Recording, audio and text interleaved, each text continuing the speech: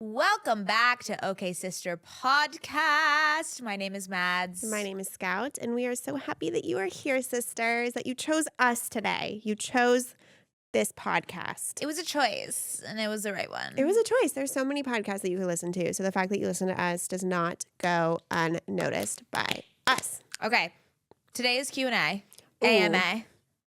And yeah, what are the kids saying these days on the internet? Q&A, AMA. It's AMA. That's literally what I just said. I was wondering which one it was. We're doing an AMA. We are. And we gathered some questions from the sisterhood about who knows where this conversation is going to go, but it's going to be silly AF is how I predict. Let's just jump into it. Circumcised or uncircumcised? Circumcised. Literally, like you're asking two Jewish girls. The question on everyone's lips: circumcised or uncircumcised? Okay, I mean, kind of, because I've never seen an uncircumcised penis. I've never encountered an uncircumcised penis, and I have looked it up on the Google I've images. looked it up on Google just to see what we're working with.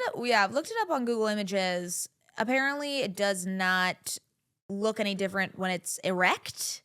It just looks different when it's not. When it's not erect, and I'm not looking at penises when they're not erect. So, yeah. But yes, we are Jewish and team circumcision. Team circumcision, I guess. All right, do you want to go? Oh, that was your one. Okay. That was the one that I received. That was the one that she wanted to read. Wonderful. Okay, we got another funny question in here from a man named Sam. A man listens to us? Oh, this is my brother, my brother-in-law. Nordstrom's or Sephora? Ask Mady. Do you know about this? No, but wait, you don't know about this? No. Is it the makeup thing? Okay, so the clown-looking makeup. So we've talked about Nordstrom make you look like a clown. Okay, so listen. I'm assuming that's what he's talking about. All right, so listen. So I talked about how I went to Nordstrom to get my makeup done for my engagement party. And the woman had never put on makeup in her life. Like she has never applied makeup to another human being. And I looked like a literal clown. I looked awful. Okay. And then I stormed into my house and I told Ben to get the fuck out of the way because I needed to fix my and then he said every time you go to Nordstrom, this happens. Nordstrom, this happens. Da, da, da.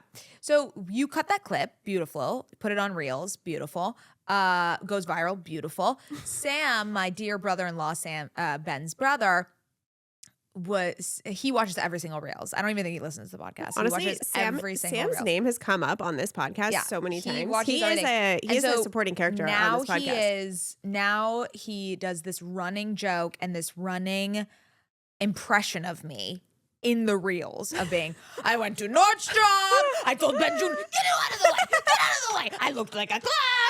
And he does this whole animated, over the top impression of me. And I was just like, I did not say it that way. But now every time he sees them, he goes, you go to Nordstrom. And so now for their cousin's wedding, I was like, oh yeah, I have to go to Nordstrom to get my makeup done. And Ben's like, you are banned from Nordstrom. You have a 90% failure rate there. Why would you go back? You're never happy. You cannot go to Nordstrom. And so I was like, well, I have, there's not really much else. So then I was like, I'll go to Sephora. So still, they made me look like a little bit of a clown. I fixed it a little bit, but it's Russian roulette. But what other choice do I have?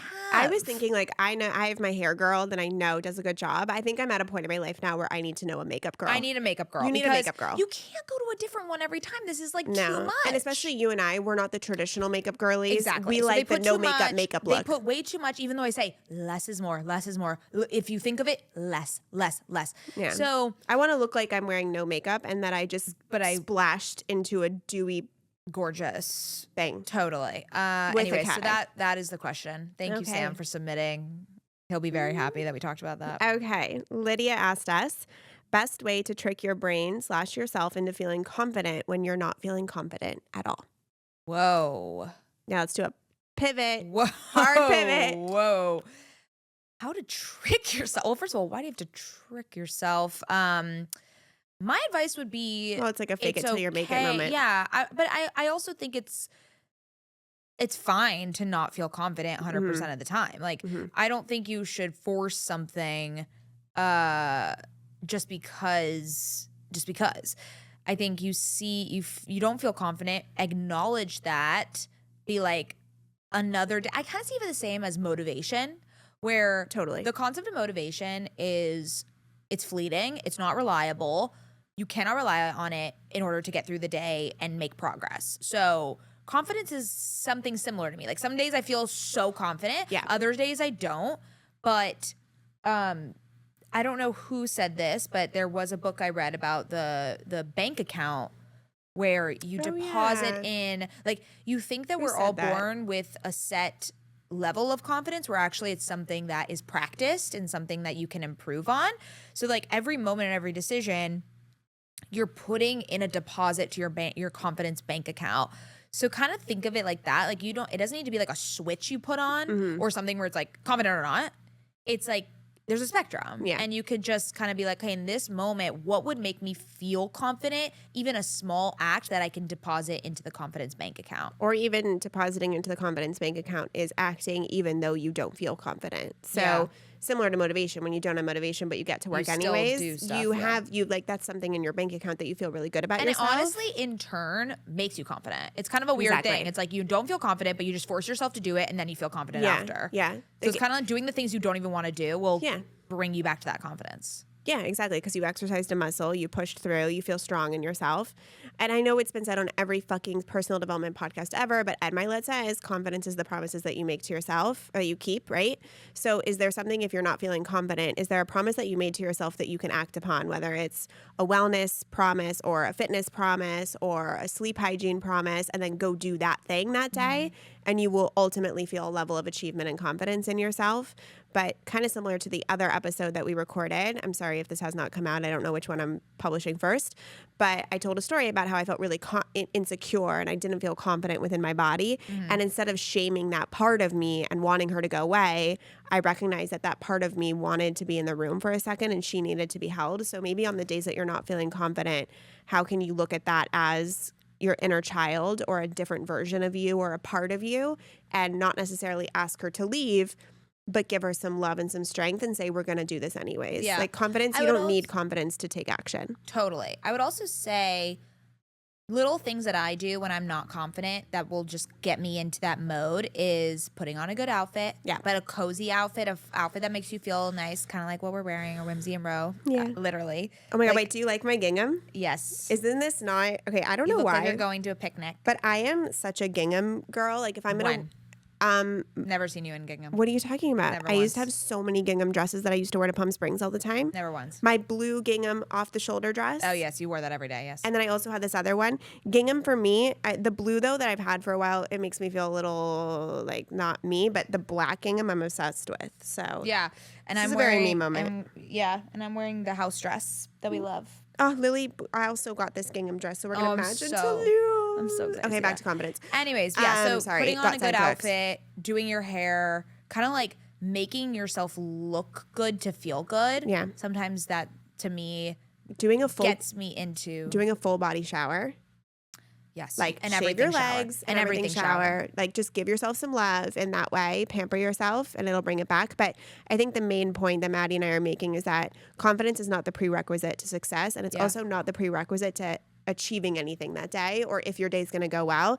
It's just an emotion that comes to the surface. We all have those days where we feel so insecure, and the point being is that you are going to continue moving through your goals because you respect your future higher self and knowing that this moment is fleeting. Amen, sister. Okay, I got one about a de-bloating ritual. Mady, what is your de-bloating ritual, routines, or supplements recommended? You have been looking so fabulous. Well, thank you. I don't feel fabulous, but thank you. You have been looking fabulous. I feel as if you and I have both started to come into our own almost like uniform capsule collection that fits both of us perfectly. Yeah. Your sets have been on fire. Yeah, you've graduated from sweatsuits to elevated sets. Elevated sets. And I have graduated from I don't know what to clothes that tailor and fit my body. Yeah. I'll tell you the routine I'm on now, which I'm not going to say that I've perfected it per se, but I have been feeling better than usual, I will say. Mm-hmm. Every morning I take 2 pills of magnesium, but it's not the one that makes you sleepy. It's called malate. malate magnesium. I take this goat protein. It apparently has a ton of potassium. I'm extremely deficient in potassium. Potassium makes you poop. Well, that would make sense for you. So I take that. I take seed. I have been taking 2 of the capsules of seed. It's a probiotic, prebiotic, postbiotic. It's like all the biotics. It's all in one. And I've been loving their campaigns lately because it's just like, I'm pooping every morning. These are like, and I was like, I want to poop every morning. That sounds great. It does make you poop, which is fantastic. Then I have been doing Armra. Oh, wow. Can I get a pull? What's I buy it. You buy it? I buy Armra, guys. Okay, sisters. I just want you to know that Mady gets everything for free. So when she purchases something, so listen, what's the consensus? I got Armra gifted because I did a content for them. And I really did see a difference. Like, wow. One, it's really good for immunity. I am not like, anytime I feel like a little tickle, like I take it every day, but I've felt like it's been leveling me out and like creating an immunity barrier. It's also fantastic for digestion. Okay. So I take 2 scoops of it, dry scoops every morning. So those are the supplements I take. Cool. I feel like there's a couple others I want to start trickling in, but that's what I'm doing now. And in the nighttime, I take another form of magnesium called glycinate. Okay? I take 4 of those. Again, like, don't just take 4. Like, look at the bottle. And then I have been taking 3 Array bloated pills in the nighttime. And I drink a detox tea, which is like basically ginger and, whatever. Every time I eat a meal, I take digestive enzymes. I just got them from Erewhon. I got them like, it's not a cute vibe. It's like, because digestive enzymes are very expensive. So that's what I've been doing. The digestive enzymes have helped a lot, I've noticed, especially if I'm eating a big meal. I just like, I don't feel it as much, which is great. And yeah. Amazing. So those are the subs. No one asked for my de-bloating tips, but because you don't really get bloated. So. No, I used to. Oh. I haven't been bloated. Oh, something else I'm gonna try. This will probably be before my wedding. I'm gonna try the autoimmune. I don't know what it's called. AIP diet, AI something. It's basically an extreme anti-inflammation diet. Oh, that's like, really good. Truly. Yeah. You're supposed to, it's an elimination diet, so you're supposed to like add things back in. I can't do it that way, but I'm going to try to do that before my wedding because I just want to like this, there's this girl on Instagram, I should probably find her name. She's like documenting her doing it, and the results are, she's not even like, I don't know. She didn't need to lose weight. This was will you send it to me? This was for like endometriosis. She was doing it, but then she like ended up just more so just like water leaning retention. Out. Leaning out and looking phenomenal. Also, like, side note, you need to think about your rehearsal dinner. Shabbat dinner. I'm not going to eat. Do not eat and do not drink. I'm not going to. Don't do it. Because you will be puffy the next day and you will be so pissed off. I know.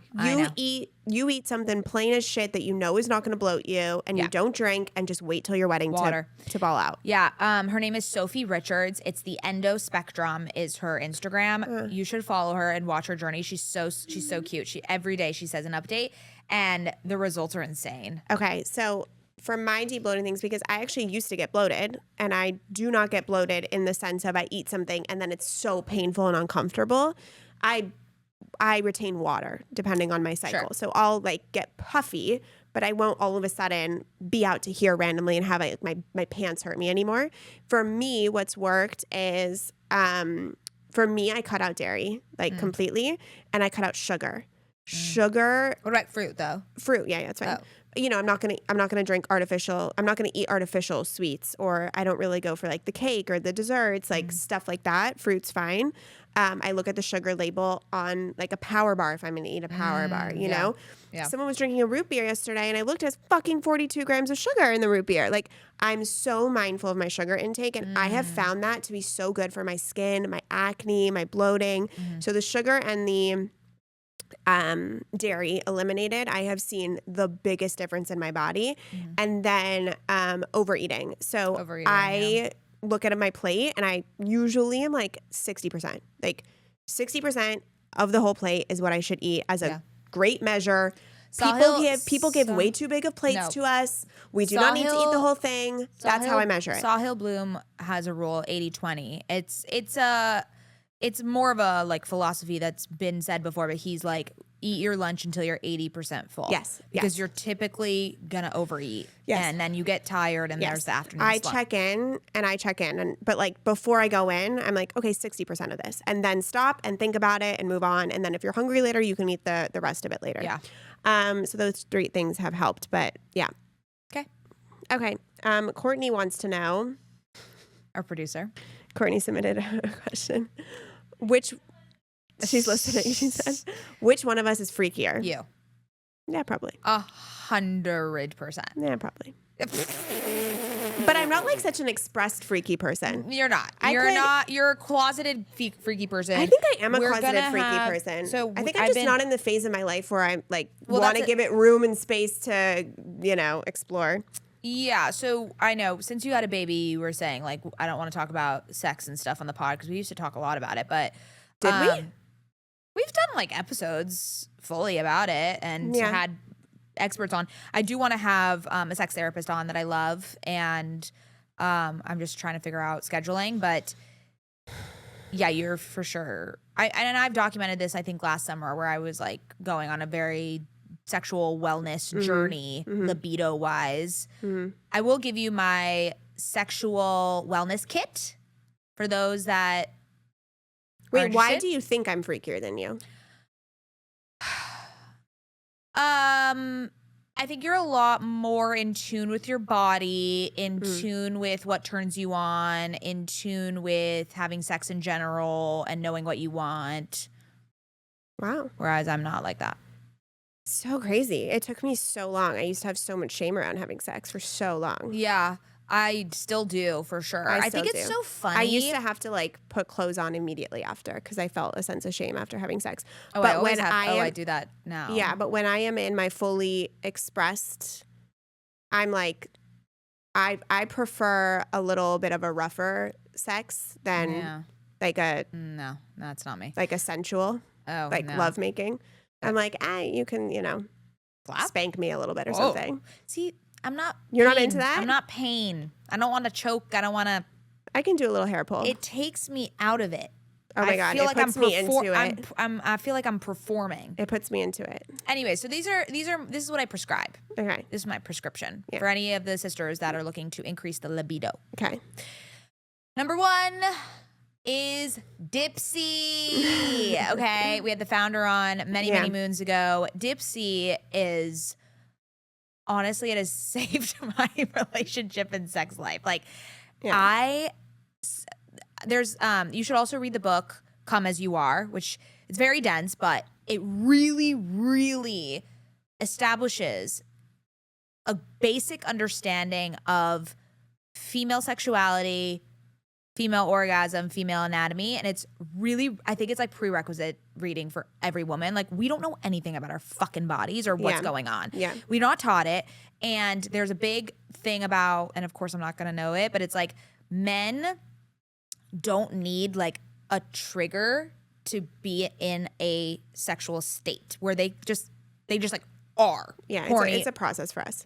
But with women, we need a trigger where if you know that about yourself, then it's so easy to be like, okay, wait, let me listen to Dipsy to like shift my mindset or get that I'm making the trigger and then I am in the mood. Whereas like that was a struggle for me, is it was really hard for me to transition from my work, from my life, from this.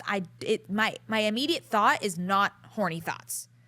Where men, it's their immediate thought. It's like it's autopilot for them. So Dipsy has helped me so much where I literally will just put it on like as I'm washing the dishes, as I'm like whatever doing chores to just be like, oh, or I'll do it as I'm driving home. I'll listen to it right before I'm about to have sex. So Dipsy, guys, like, oh, I hope our code still doesn't work still, but we need to get another code for Dipsy because it's fantastic. And then I've been eating the Alice mushrooms arousal shrooms. Why not? Yeah. Why not? Try it. Okay. So those help, I think, just like more blood flow vibes. And then if you really, really want to learn and you're just you don't know where to start, you don't know what to do. Oh my God, yes. It is a educational like course about the female orgasm. Yeah. And you watch videos. Yeah. And it's great. Okay. It shows you how to do things. So, for me, and romance novels, of course. 2 tips that I have. One of the tips is something I'm aspiring to do. It's not something I'm like fully doing, but one tip is that I am someone, there's a lot of, as you said, there's a difference between, men and women when it comes to arousal and how quick, like it's a lot more mental for most women, not all, but it's a lot more mental. And so for me, I am not someone who orgasms quickly. Like it takes time. I have to be in the mental space. I have to be It's a whole process. It's a whole process, but I don't let that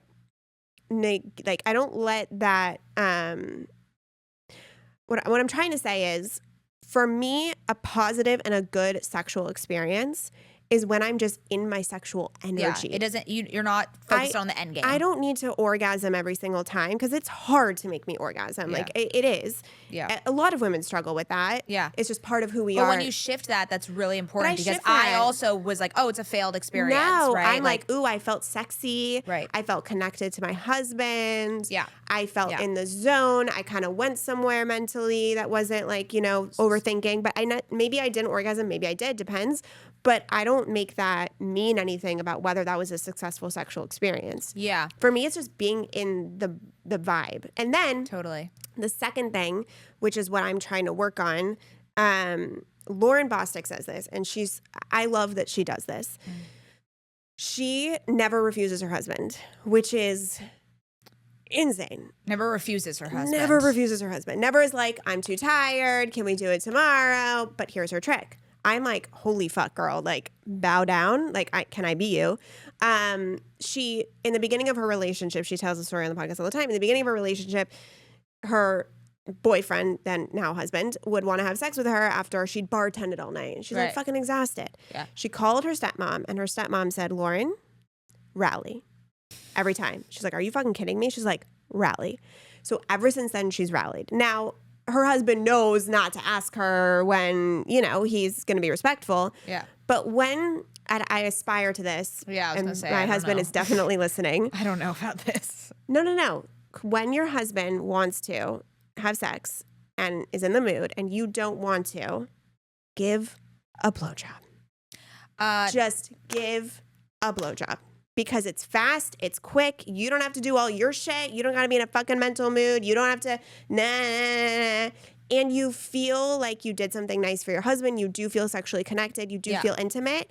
And it's like such a marriage hack that is so good because give a blowjob. No, it's such a good marriage hack because you need to keep up your sexual and physical intimacy for years. Yes. Okay? Years. Right. And if it's going to take you forever to get in the fucking mood, but he's ready to go, just give a blowjob and move on with your day. There's definitely times where it's just for him. Like, and that's fine. Yeah. A couple other things I would say, plan sex. Like, I don't like that has become taboo or that I agree. Sex has to be spontaneous. It's not spontaneous. We're all fucking busy and all these things. Like, add a kid in. I don't even know what the fuck that looks like. We plan it, as you just said, Scout, takes a long time, especially for me too. So it's like when I feel pressured and there's time constraints, not gonna happen for me. So it's like already out the window. So we plan it where we know there's like a good chunk of time. Mm-hmm. Don't have anywhere to be. Take as long as we need. And it usually happens quicker, but it's just like without that pressure is so, so amazing. And then I would also say mod vibrators. Mod vibrators. Yeah. Maybe you just need, I think you just need to like, I know. you need to go like this. No. You need to like let it go.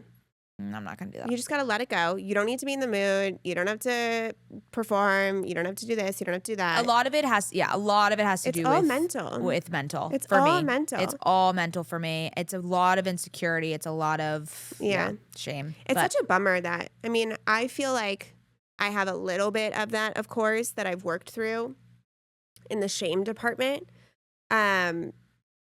But I feel as if I did get a hint of our mother's very sex positive vibes. Yeah, a little too much. What? She was a little too much. Oh, I was gonna say No, not you. Our mom slept around so much. Our mom was the most sex positive. So sex positive. But I think that I you know, got a little bit of that from her. You for sure did. But not as much as I think she would have preferred me to have. I think you're a healthy amount. You don't need to. I think I am a healthy amount. I remember one time she texted me. I was having a rough day. She goes, I think you're not having enough sex. You should just go have sex. And I go, Mom, first of all, how do you know how much sex I'm having? And she said, well, if you were having enough sex, you wouldn't be having a bad day. And I said, you know what? Kind of a fair point. I don't fully agree with that, but okay.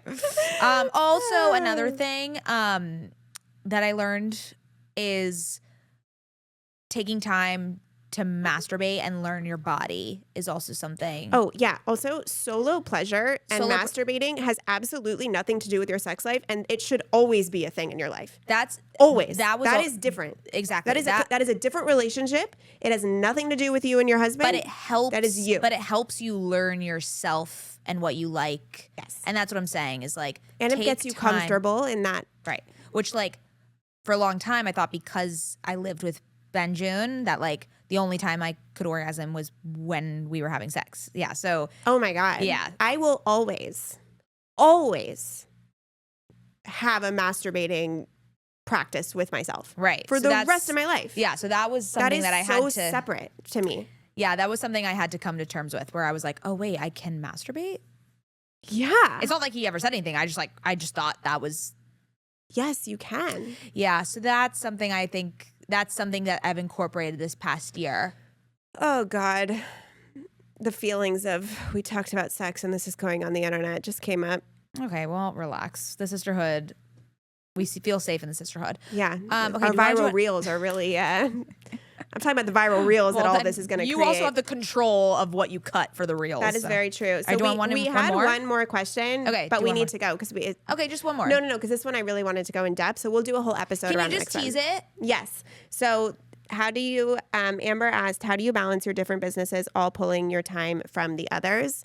So we're going to do a whole solo episode about how Mady and I break down our schedules. Time management, what we allot to every business, who's doing what, because I cannot stand it when I see another woman who's doing a bunch of things and I ask myself, how does she do it? Like, what days happen? Like, totally. What meetings is she doing? Like, I want to see their fucking Google cow so bad. I have no meetings. I want to do. We'll piece back the veil because I know what it looks like on the internet of like how the fuck do you do it all? Yeah, listen, we'll give you the practical, logistical reality. I'm gonna give you the real shit. That you're gonna be like, whoa. You sit at a computer most days. I just sit there and I make sure I have no meetings. Yeah. Well, we're gonna go into. We'll get into it. So obviously, I have some meetings, but I'm just saying. So I'm really good at. Yeah. Listen to our next episode, and we'll go into a deep dive of how next episode. Oh my God, we'll deep dive into all the things. If you like this episode and you think we deserve it, sisters, we would love a 5-star rating and review. Send it to a friend. Follow us on Instagram at OKSisterPod. We love you so incredibly much, and we will see you next Monday. Love you.